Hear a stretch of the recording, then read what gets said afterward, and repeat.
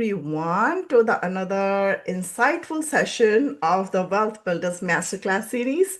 And it tells me if you're here today, you're not just reacting to the headlines or what's happening in the market. You're trying to make thoughtful decisions about your money in the market, even if it feels so much uncertain. And today's topic is very, very relevant. Is the great real estate reset crash coming or opportunity of the decade? That's what we're going to be talking about. But before we get started, I wanted to, set the ground. This is not a prediction session. This is not a fear-based session. This is actually not even a sales pitch. It's a clarity session. So basically, everybody's kind of stuck in the middle between the two extremes because one camp says everything is about to collapse. We are going into recession. I don't even know what's going to happen. So much uncertainty. But the other camp says this is the best time to buy. This is the best opportunity that you can get in generations. So most people, I just feel like they're caught in the middle, unsure, what to do, what not to do. Do I wait or do I jump? So our intention today is we wanted to kind of simplify things. Our, understanding of the market, where we are or what we are doing. We're going to be talking about our experiences, how we are seeing everything through our lens. And then we'll be open for the questions too throughout the session. You can ask questions as we move along. And joining today is my good friend and my business partner, Omar Khan, with us today. So, Omar, would you take a minute to introduce yourself, please?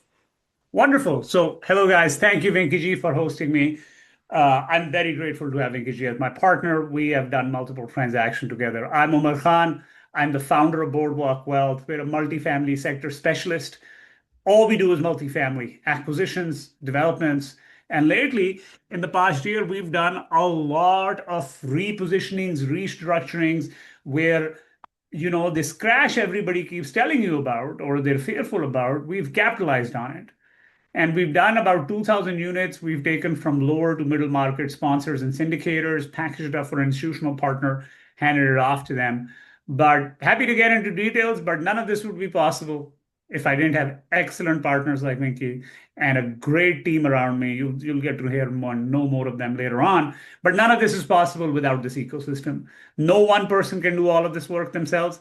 And a big reason why we are here is because of all of these people.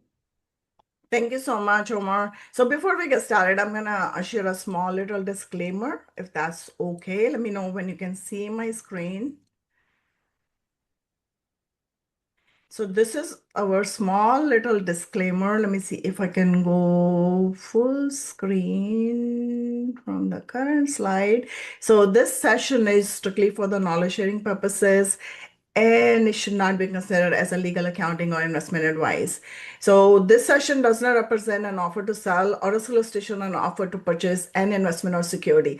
If you have any legal or any accounting questions, please reach out to your attorneys, your financial advisors, or your CPAs, because this is, again, completely knowledge sharing session over here. And a couple housekeeping items as we go through the session. You're welcome to use the chat window and the Q&A box. If you have any question, please go ahead and put it in the Q&A right away so that we can address, because if you put it in the chat, sometimes we tend to lose the questions because the chat tends to get chatty sometimes. But we'll try to address all your questions live. And if we miss something, please reach out to me through my email, vinky@loombainvest.com, and I'll make sure that I get you the answer that you're looking for.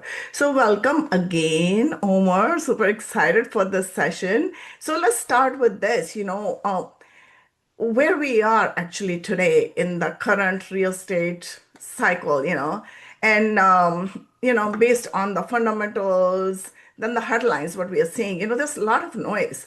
What do you think where we are? Look, hold on. So, I mean, I had a little presentation. We don't have to get into it because I think it is better to have conversations because they are Uh-huh. more engaging and it's more Uh-huh. free flowing. So it's a tale of two cities, guys. Just because you go back and see, like in the last, say, 2012 to 2022, it is what in financial terminology is called an allocator market. An allocator Mhm. market is, let's assume you go raise a lot of money. You are not the actual operator. Think of yourself as an investor, but a little bit bigger. This is basically the business model of all these big private equity firms: Blackstone, KKRs, Apollos, Brookfields, all of that sort of stuff. You will raise a boatload of money, billions and billions of dollars, and then you will go hand it to local operators. Some of them are like people like ourselves who will then operate the asset for you. But what you're really not doing is having operational excellence. Like you're not involved in the day to day. You are just having, say, 100 bets. So if you wanted to invest in multifamily, you've raised a $100 billion fund. What you are basically doing is, let's assume you wanted to invest 100 positions, you're investing $10 million 100 times. And the idea there is the market is going up.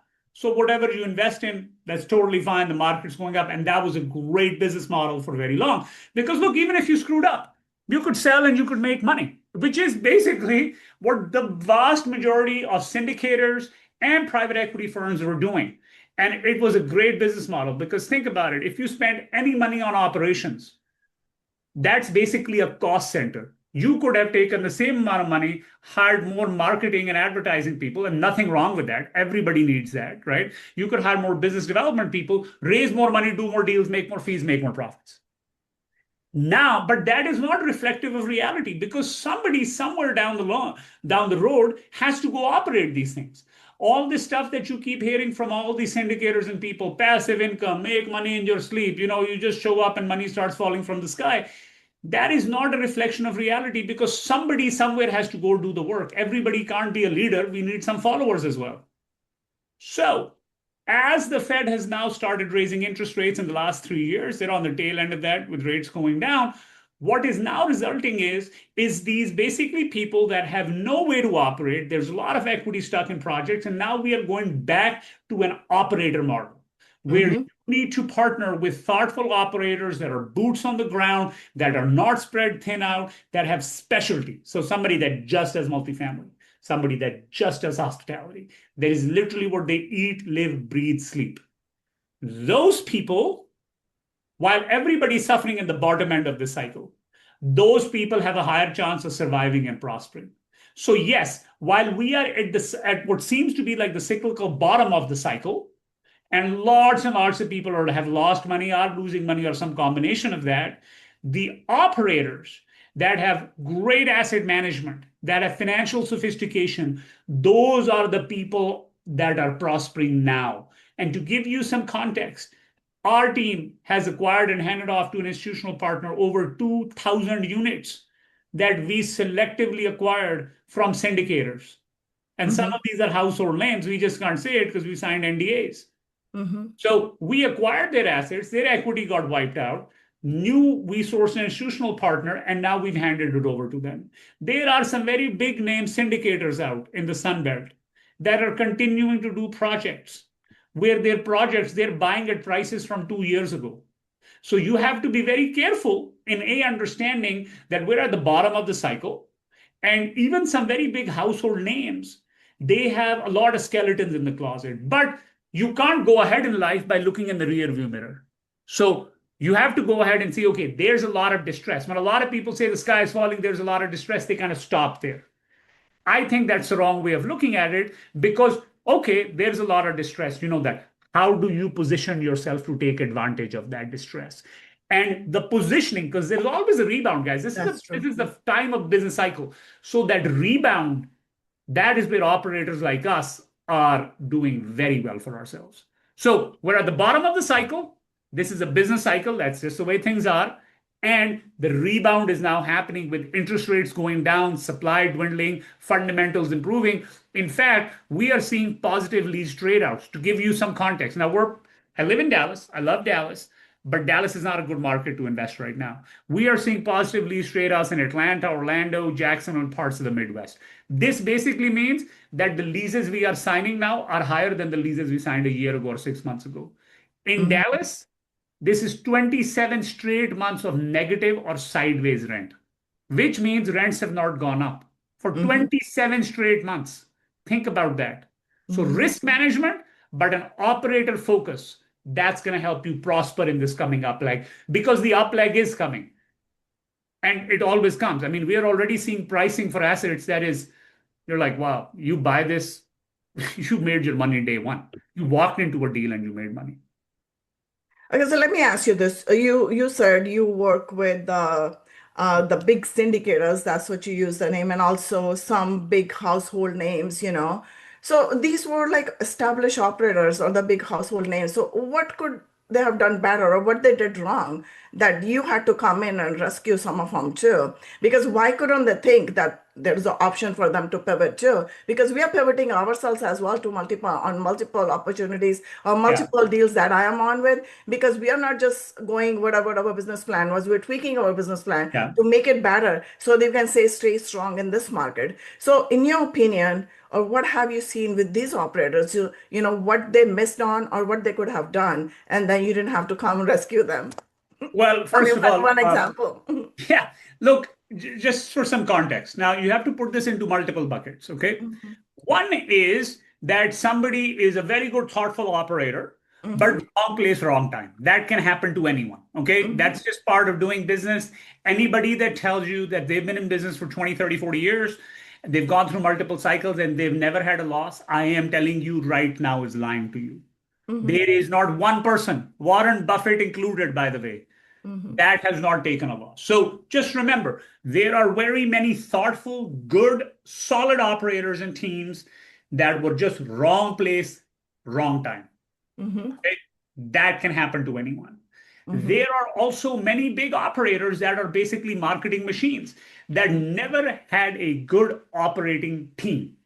So you can mhm, see that if you go to their websites, you talk to their people, you realize, oh, their asset management guy is doing sales on Wednesday, marketing on Thursday, investor relations on Friday, and something else, right? So many people that were really good at marketing raised a lot of money, didn't have fully built out management teams, they are done.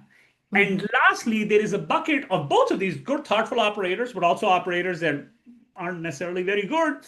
There's mhm. a bucket in between these people that is the in between where they could be in the middle of the pack or they could be good or bad. They just don't have a lot of financial sophistication. So they might be really good real estate people. And if this was 25, 30 years ago, being a really good real estate person could help you. But Mhm. now you need top talent. You need to be great at capital markets. You need to That's understand true. how your loans work. You need to be really good at marketing and business development. You need to be able to meet, say, a lender or originator that does a couple of $1 billion a year. But as the principal of the firm, you also need to meet your maintenance staff that is cleaning toilets. You need to have that level of sophistication throughout your Also, organization. mhm, mhm, So there's a lot of those people mhm, really good at their one little job, mhm, but they can't see the whole full picture. And lastly, here is the thing also that we've talked to other syndicators, sponsors that we've taken over deals from as well. You have to realize in the case of lenders, it's a case of once bitten, twice shy. Let's put it this way. Person X has a problem. mhm, Let's assume I am the person who's saying, like, hey, I'm going to take over your asset. We could both be saying the same thing, mhm. but the lender has a higher probability of listening to me. The reason isn't this person is suddenly dumb. The reason is this person has this human nature. You have to understand this is psychology. This Mhm, person has already burnt this lender before. mhm, I have a squeaky clean balance sheet. I have no issues. I have a full management team. I am approved by this person, even though we are both saying the same thing. So then you are tapping into aspects of human psychology. Because think about it this way in your life. Somebody that has, cheated you, defrauded you, done something, where you didn't have a good interaction with them, mhm, right? They could be saying something seemingly that makes sense, and you still have to think two or three or four times before you're like, something's off. I just don't like that person. They were disingenuous to me in the back. So there are elements of human psychology at play as well. This is why I'm saying it's a multi-layered complex problem. It's not an easy problem, but it does help to understand the lay of the land and then also have a squeaky clean balance sheet. We do have good reputation. This is where reputations are really very helpful. Because look, if you true. looked at 2012 to 2021, pretty much every Yahoo was showing up, offering more money, and there'd be unknown people who would do a lot Mhm. because it didn't really matter. The market was going up, everybody was happy. That's true. Everybody was Right? riding that wave. And I think you raised a very good point. You were talking about the positioning like earlier. So positioning is very important. And at the personal level, when you're talking about the human psychology, I think confidence gives you like a really good position. And confidence comes with that, if you know exactly what you're doing. Because according to your business plan, or if this happens, you have a plan B, or this happens again, you have a fallback plan. So if you have all these things in place, that gives you so much confidence, and your positioning is really different. So and that's how you set up your track record. And but the question comes to me all the time. People talk about that, how this market, the current market, is structurally different from 2008, especially in terms of debt, underwriting, or even the investor behavior, because people are skeptical, they're hesitant, they're not sure which way it's gonna pan out, basically. Well, Vinky, I can tell you this. I lived through the 2008 crisis. People were very hesitant and scared then as well. It wasn't like in 2008, people were rejoicing at losing money. Look, and first of all, while there is not going to be an exact copy of every single past event that has happened, there are many. It's a case of history doesn't ring, but it rhymes That's true. in the sense that there are many commonalities that we can take. So I can tell you this, having talked to many experienced people that are significantly older than me, the big difference between 2008 and right now is that, as one of the developers was telling me, Andy, he's the owner of APG, he's a property manager who's investing in our fund as well. So he was telling me, look, in 2008 and 2009, what happened? Think about it this way. There was a big tsunami, a big wave that came and it killed everybody. But then, you're all dead. Everybody's dead. But over here in this basically downturn, what is happening is there is a slow strangulation where there is no one big wave. It is just death by 1,000 cuts. And that death by 1,000 cuts is taking 2, 3 years to go through the system.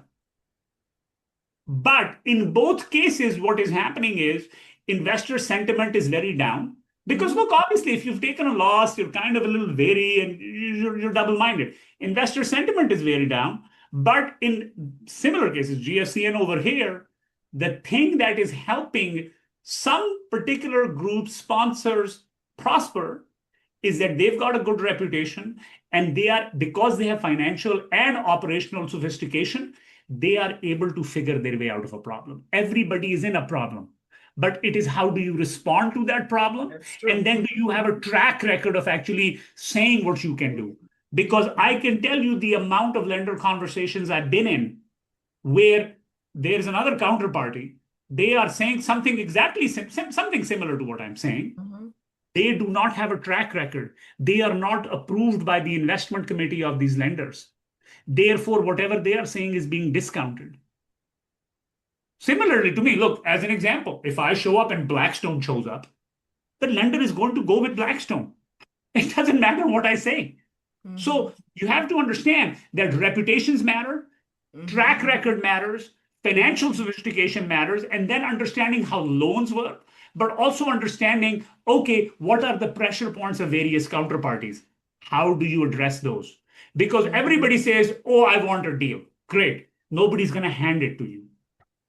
You Mhm. have to be able to make your way out of this maze.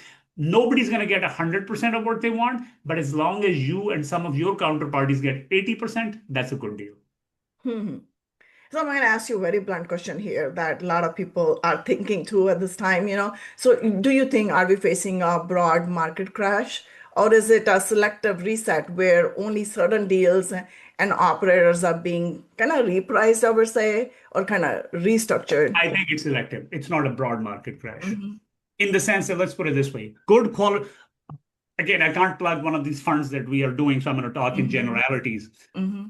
Assets that are, say, agency financeable right now. So let's Hmm. look, let's assume there are two assets. Let's hypothetically assume they are the exact same assets, same submarket, same demographics, same rent roll, same T12, not same rent roll, okay, similar T12, rent roll is different in the sense that one asset has consistent occupancy above 90%. Hmm. Whereas the other instance, occupancy dips, it's just less than 90%. It could be 80%, it could be 85%, it doesn't really matter. Hmm. The asset that qualifies for agency financing is suddenly worth 25 to 30% more. Hmm. And the reason is very simple. Agency loans are, I don't know, anywhere from like 150 to 200 basis points lower. We closed a transaction not too long ago, a refinance for sub 5% interest rate. If you go right now and you have to get a non-agency loan, like a bridge loan, a debt fund, CMBS, anything else, you are starting off 6.75, 7%, if not 8%. Mm-hmm. So just think about it this way, same exact asset, similar demographics. Certainly your debt servicing costs have gone down anywhere from like 25 to 40, 50%. And just that debt servicing cost alone certainly makes your asset cash flow. Mm-hmm. That's So true. that it's selective and strategic is what I'm saying. There is no, it's not like everybody's dead. Okay, so yeah, so I think I kind of agree on that with you. And I'm going to say that it's selective reset, but the thing is, the chaos or the noise is all across the market. I'm going to take you back into my corporate days. I used to work for Bank of America, so I remember that, some days people used to come, they say, oh, system is down. So system is down, mean it does not mean the whole bank is shut down or all branches are shut down, but it was like a kind of red alert, system is down. But the thing is, you have to kind of nail the problem where the problem is. You kind of break it down, break it down, break it down, and figure it out. Maybe one server issue or something like that. So I just feel like when you say selective over here, so maybe there's issue with some operators in the market because the deals were bought at the wrong time, at the wrong kind of debt or wrong kind of interest rate or whatever was happening in the market. And they didn't have the strategic business plan, how they wanted to do. They didn't have the backup plan. They didn't have the plan B kind of thing. So they do not know where to go. If they have an option to pivot, they might not even have an option to pivot at this time.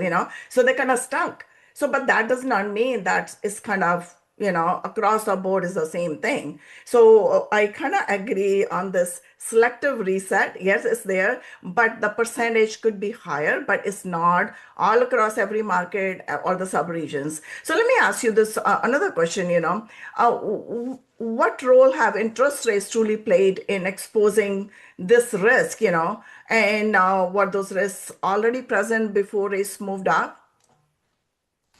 Look, I think the role interest rates have played is the role interest rates have played in the downturn is the same role interest rates played in the upturn. So it's a double-edged sword. What's happening basically is a lot of these deals were also done because interest rates were close to 0%. Mm-hmm. So, I mean, if your debt servicing cost is close to 0%, pretty much everything in the world starts working. Think about it this way. If your debt servicing cost, this is a hypothetical, obviously, right? If you take a loan and your interest rate is 0% and it's a fully IO loan, which means this is an extreme example, right? You don't have to pay any debt service at all.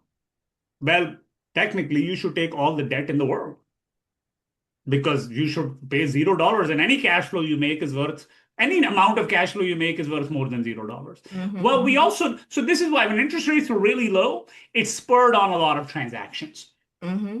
Now we're on the other side. So interest rates, it's a double-edged sword. Whatever makes you very good on one side is going to hurt you on the other side. So interest rates haven't really, I feel, are not the only part of the story. They're Mm-hmm. a big part of the story, though. Mm-hmm. Another part of the story over here is that times were so good for so long that Mm-hmm. people got greedy. People didn't want to invest in safe. You have no idea about how many investors have told me from 2019 to 2022, I'm not going to invest in your deal because this guy is saying he can give me 30% IRR. I know. I was like, okay, I mean, you can't argue with that logic, right? Because, Mhm, like, look, it's on a piece of paper. mhm, But people assume just because somebody has put it on a piece of paper, it's true. I know of at least two syndicators. Every single time they put a deal out, it is a 2x multiple. When interest rates were 1%, it was a 2x multiple. When interest rates are 8%, it's a 2x multiple. mhm, They are buying assets at the same price. Rents are going down, yet their number always shows 2x. mhm. So you understand, like, I think part of this is interest rates, part of this is operations, but part of this is investor psychology as well. People just like to think that they are going, it's like crypto. People just think they're going to make billions of dollars and then Hallucinating. they keep losing money all the time. That's true. I know it's a pretty good hallucination right there. And I hear that all the time too when I'm talking to the investors because I sit in the capital markets, talking to a lot of people, and everybody says that, what is so different in this deal than the other deals? Because every operator expecting 2x multiple return. So, what is so strong about your deal? And I hear that all the time because everybody's doing kind of the similar thing, trying to project 2x multiple, but that looks good on the paper, but we do not know in reality what it looks like. But the question comes here, with this new lending, how has this lending changed in this cycle? And what does this mean for the deal quality? Also, for, I would say, the investor protection going forward? Because this is Look, like more like a investor side yeah, question because look, they the have this question investor, all the time. yeah, look, the investor protection side, the lender is not going to cover you there, Hmm. right? Because it's not the lender's job uh, to look, it's just not the lender's job, basically. So what we are seeing though is continued innovation in the market. We are seeing very attractive products, not just agency, but private debt, bridge debt, all of that sort of funds, that where spreads are compressing, so rates are coming down. They're obviously never going to compete with agencies. So there is not, again, a hard and fast rule on, well, what are the lenders doing? Really, I think at its very core, if you are an investor, what it boils down is to go back to fundamentals. Focus on the people first. Who are these people that I'm investing in? How Hmm. big is their team? What is their track record? Okay, some people have had many great track records, but that track record where all the sales happened in 2020. Okay, great. Hmm. Hmm. They've done a lot of deals after that. They might have, again, you have to start digging deeper. They might have a very big company, as an example. Hmm. Hmm. They might be very prominent, but Hmm. prominent doesn't always mean good. So it requires a little bit more due diligence. So I do feel a lot of the work that has to be done on the investor side. And also understanding, okay, are these the type of people? At a very core, you have to ask yourself a question. Is this the type of person that I want to interact with over the Long course of time. 5 or 10 years? Yeah. And again, that's a very hard question to answer because it boils down to things like character. Hmm. But that I feel is the bigger question people have to answer or ascertain versus, oh, is there like, can I put this in my Excel spreadsheet and figure out if this person is like lying or not?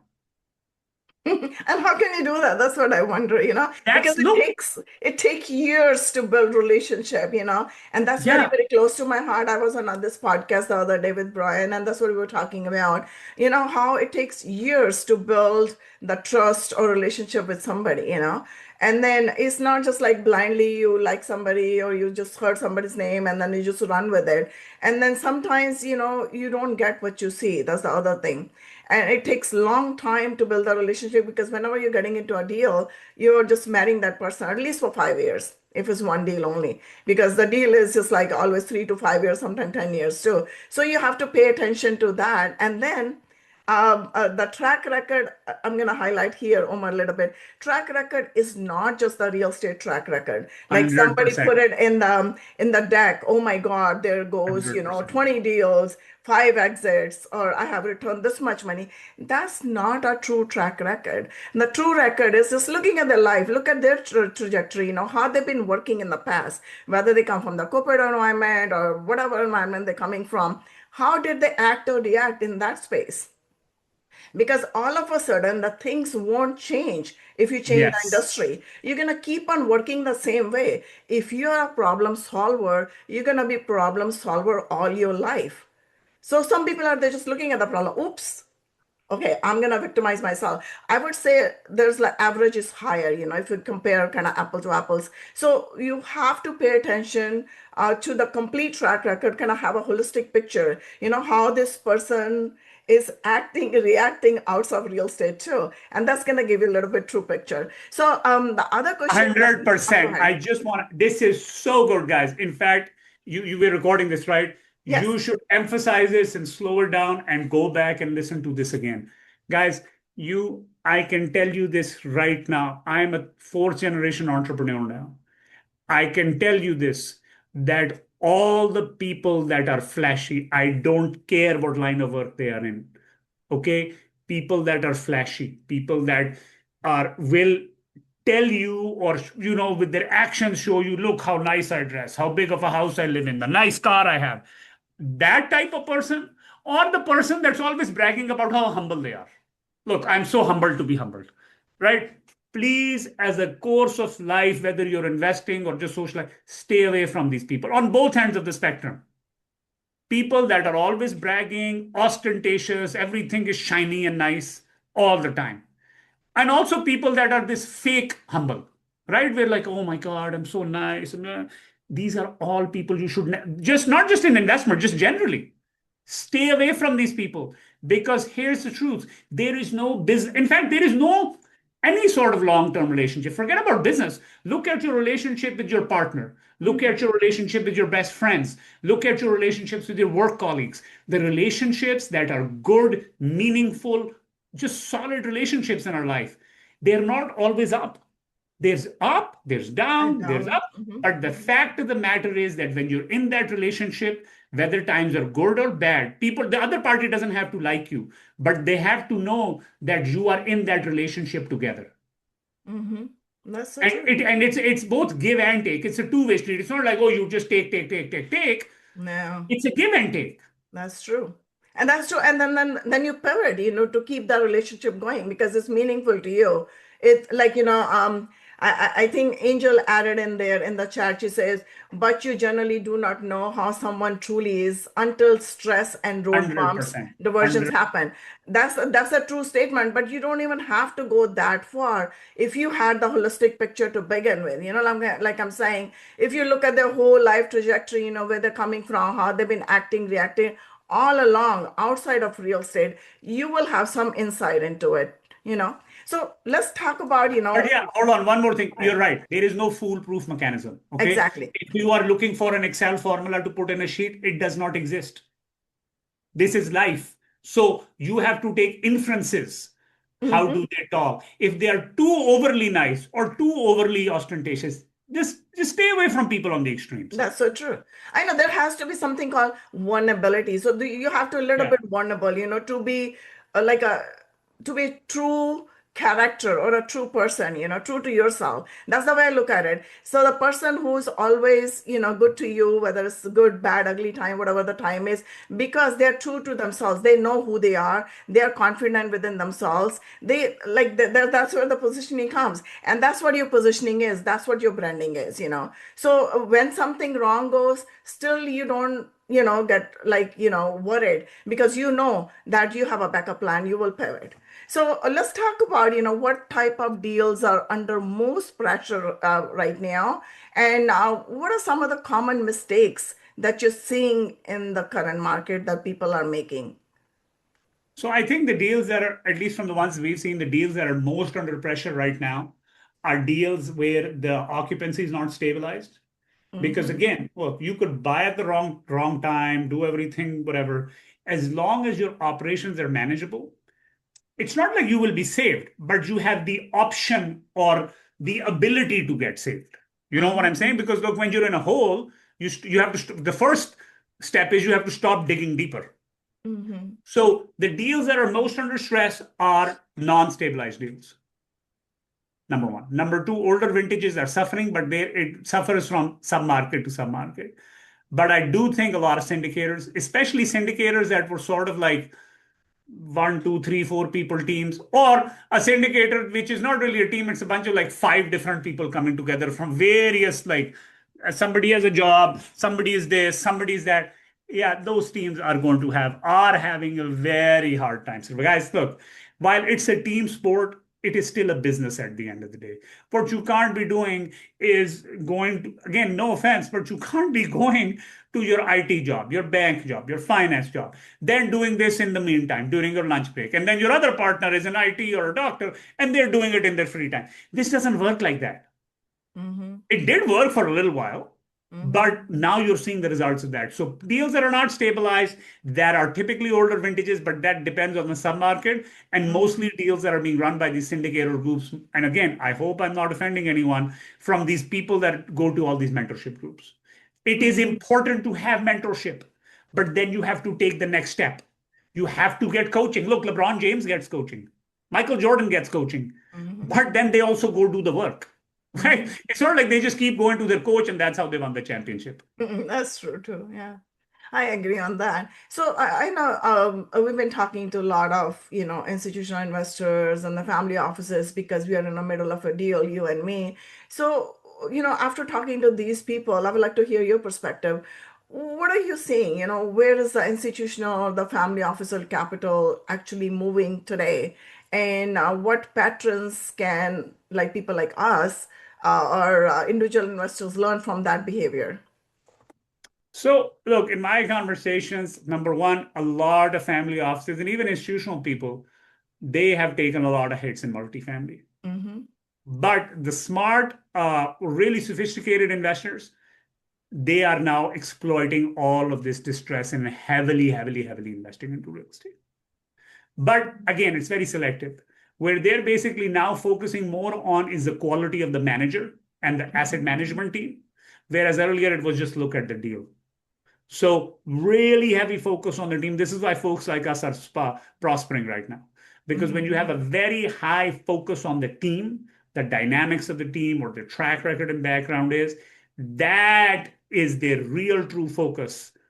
And then they'll look at the deal. Whereas earlier it was just look at the deal and sign a check. Hmm. So the follow-up question I want to ask you, since they're looking at the team, I'm pretty sure they're looking at the underwriting too. So how are people underwriting the deals in today's date, and what is different than before? Any guidelines that you have or anything that you like to share with us? How Look, we are differently you're right doing it? now, barring a few exceptions, predominantly we have only looked at agency financeable deals. Mm-hmm. So again, there you're getting a whatever 65% LTV loan at most, maybe 70%, right? Can you get more? Yeah, most people don't get it. So there, you're underwriting, you're not necessarily hoping well, I hope you're not hoping for big pops on rents because that's not happening. There has to be a clean story on why rents are below market. Number Mm-hmm. one, that I don't see that a lot of times. People say it, brokers say it, but I don't really see it a lot of times. There has to be a clean story on the value creation process, and then there has to be some element of a differentiated value creation. Because if you just say I'm going to paint the interiors, I am going to add a dog park, okay, cool. Nobody's paying for a dog park right now. Okay, your rent is just not going to move. So either you have to have positive leverage going in, which means your cap rate has to be higher than your cost of financing. Number one. Number two, it has to be agency financeable for at least for us. Mm-hmm. And lastly, there has to be a clear value creation process. Why are rents below the next comp? Is it because the next comp is 2000 vintage and you're 1985? Is Mm-hmm. it because the next comp has 9 foot ceilings and you have 8 foot ceilings? Right? Mm-hmm. You have to sort of become very granular and go unit by unit, basically. Mm.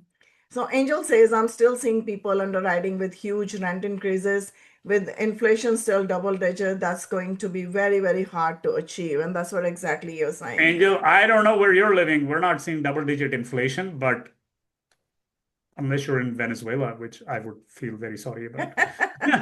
And you have a lot of problems. But yes, I do see, I do tell you, look, I can tell you that, yeah, look what people do, what people do. It's like what my mom told me. Look, just somebody gonna jump off. I think everybody's mom said, somebody has to jump off a building. Are you gonna jump off a building as well? Right? Mm. Look, people will do what they have to do.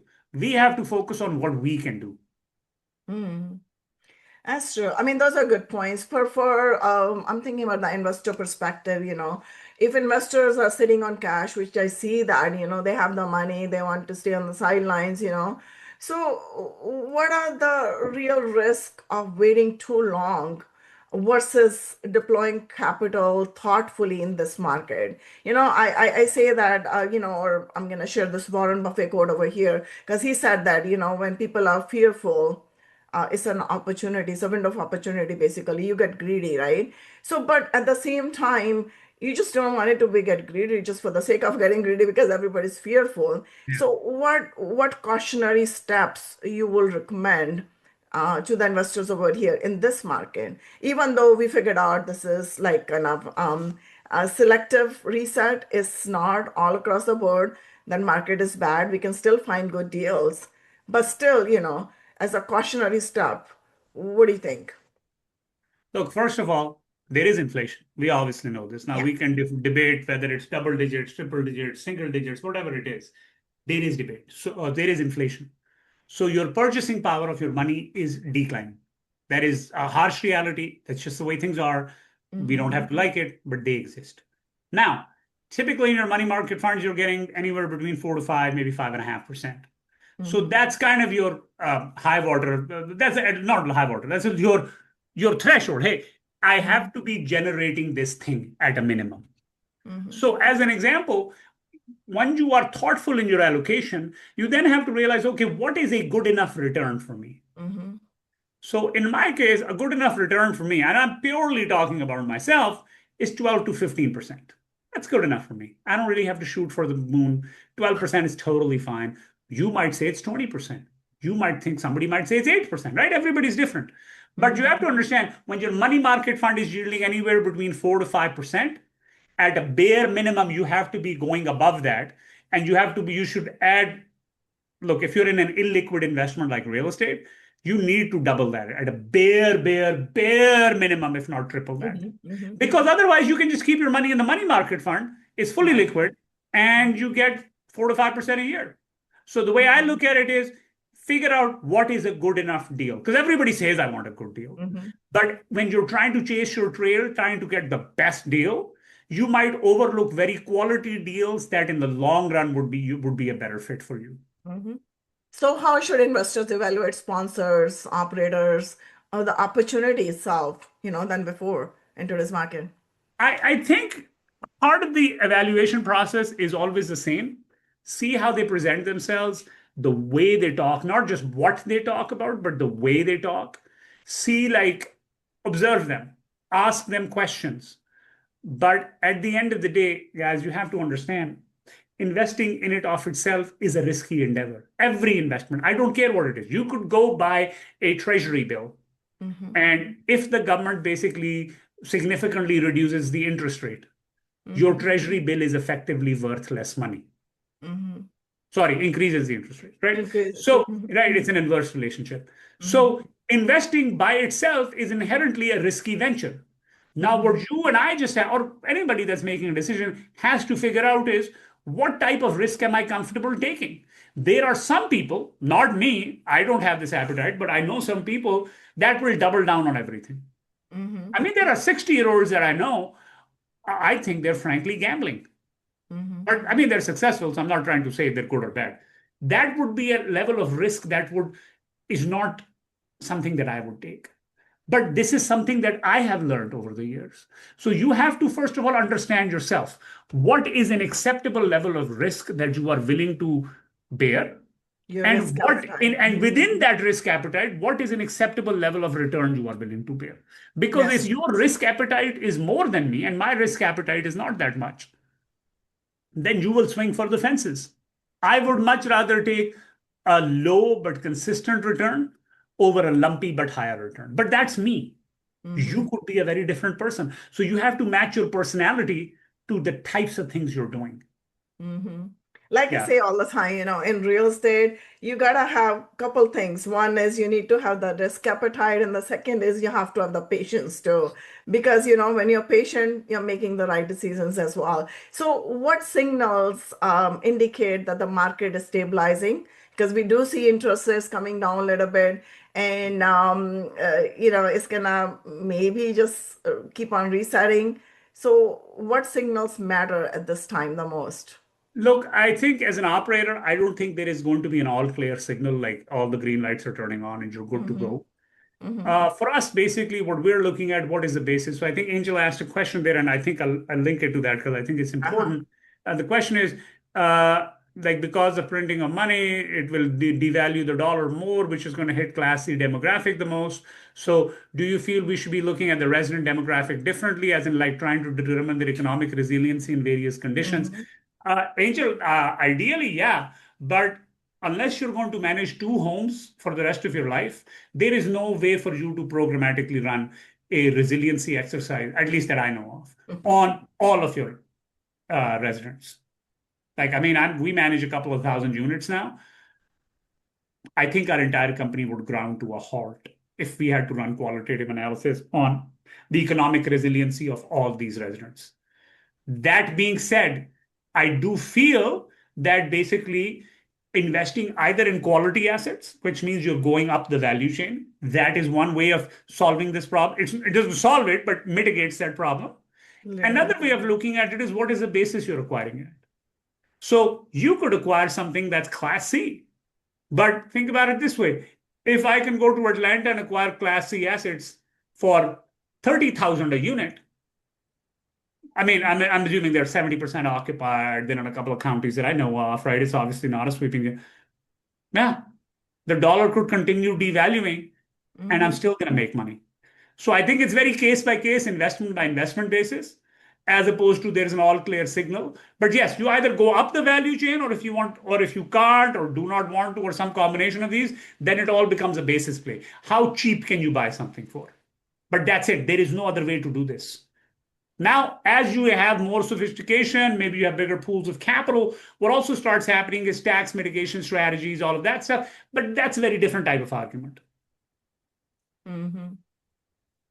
Yeah, that's good. So let me ask you this, I just think about this all the time because when I talk to people, especially, it's like so much hesitation in the market, and so much skepticism, people are kind of fearful, kind of scared. So, is there any routine that you are following that you wanted to share with us? Or let me ask you this, maybe in the period like this, is people are looking into building wealth through the cash flow versus the equity positions, maybe? Because a lot of people, they look for the deals where say, okay, when the return's gonna start.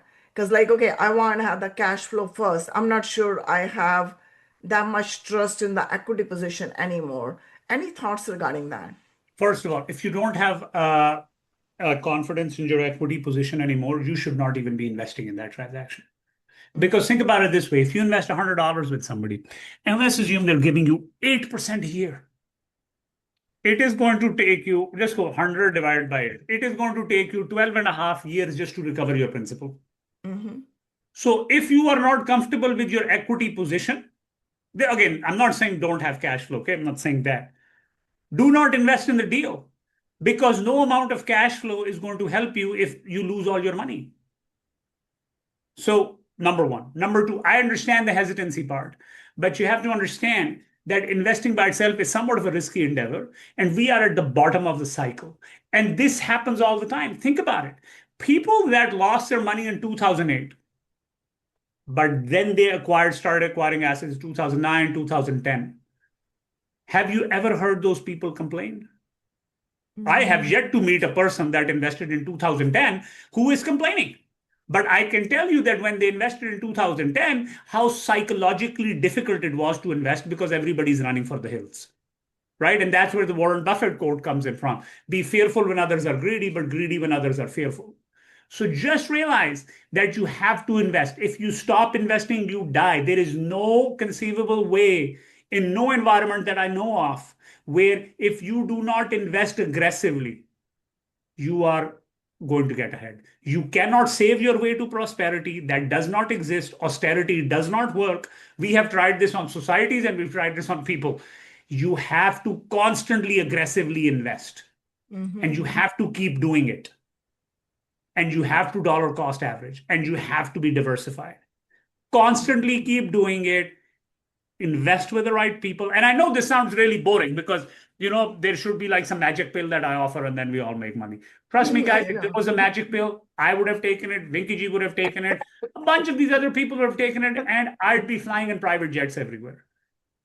That's true, but nobody There will is no invest magic. with you if you do a private jet because I Yeah, remember once. no, no, No, I and know then that story, you just right? go back to you previously when you said when you have the shiny objects or things around you, people tend to trust you less because I remember in one of my very early on deals when I came, and then one of my I would say friends or acquaintances, I brought him into the deal, and he owned his own private jet, maybe couple, and then nobody wanted to work because I think everybody was not kind of vibrating at the same wavelength. So you got to be at the same wavelength to work together.